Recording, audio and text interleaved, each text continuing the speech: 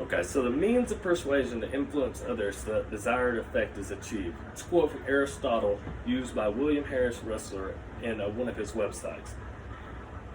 Sports are often, baseball specifically, is often referred to as a simple sport and something that you go out and you go hit, you swing a bat, you throw the ball, you try to get out, you run bases. Three simple things that people often relate to baseball that are very important but not as important and detailed as people who play the game will realize. Communication is one of the biggest, if not the biggest thing involved in baseball itself. I started playing baseball when I was just 4 years old, and I played it throughout high school, middle school, high school, all the way up until college, where I went to an NAIA school, small college in West Virginia, to play. Things didn't work out. I ended up transferring back home, but I'm still around the game.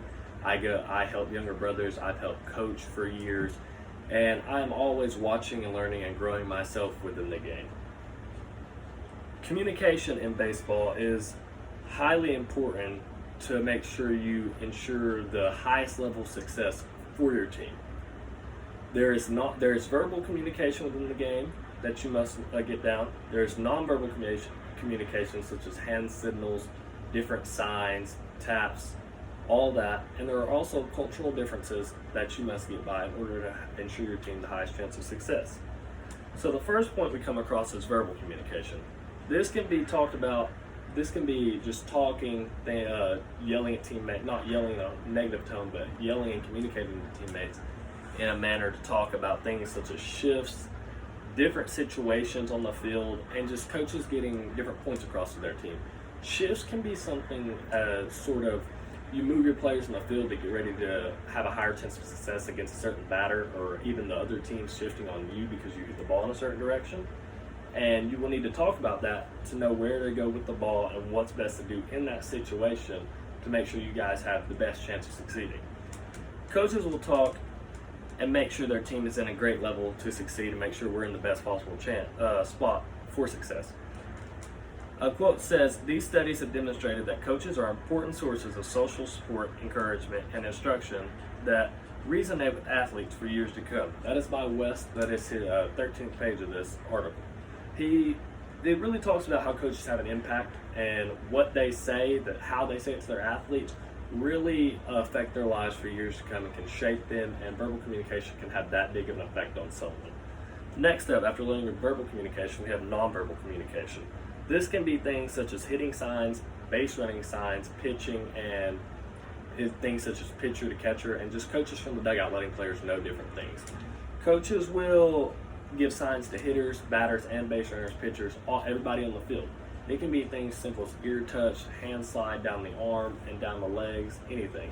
Statistics will speak on how often signs are shown within the game. Every team does it. Every team has their own personalized signs, and it's important to get these signs down and to be able to trust each other and have the communication within the game.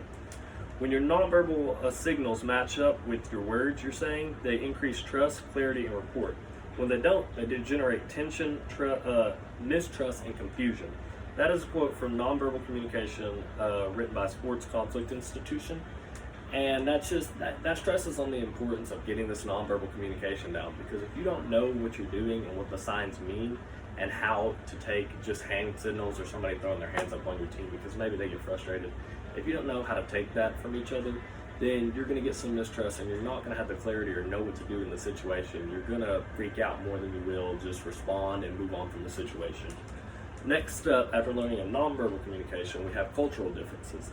The cultural differences within the game can include language barriers, ethnic barriers, and just a mindset issue.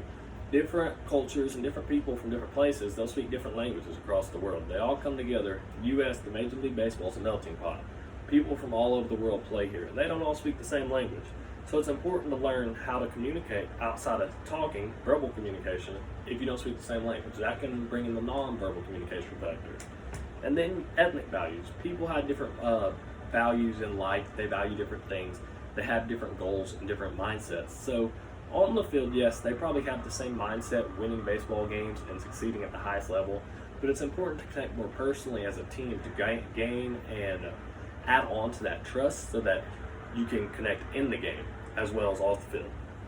If someone is trying to express a message, the tone of the message itself can ruin the intentions of the message. That is another quote from West 15, because I've heard throughout my life a lot, if you yell at somebody, it can ruin the whole message, because if they don't respond to yelling, what you just said ruined it because they heard how you said it. So make sure you do connect with your teammates. It is important to connect with your teammates in a positive tone, or just in a way that they take in well, so that they get the message more clearly. The effects on communication in the game are very important. Nonverbal communication, verbal communication, and just learning the cultural differences and the barriers within the game. It is important to get these things down in order to ensure your team the highest level of success. And when you get these communication techniques down, they really help bring a unity and togetherness within the game that go far beyond just having skill and talent that carry your team.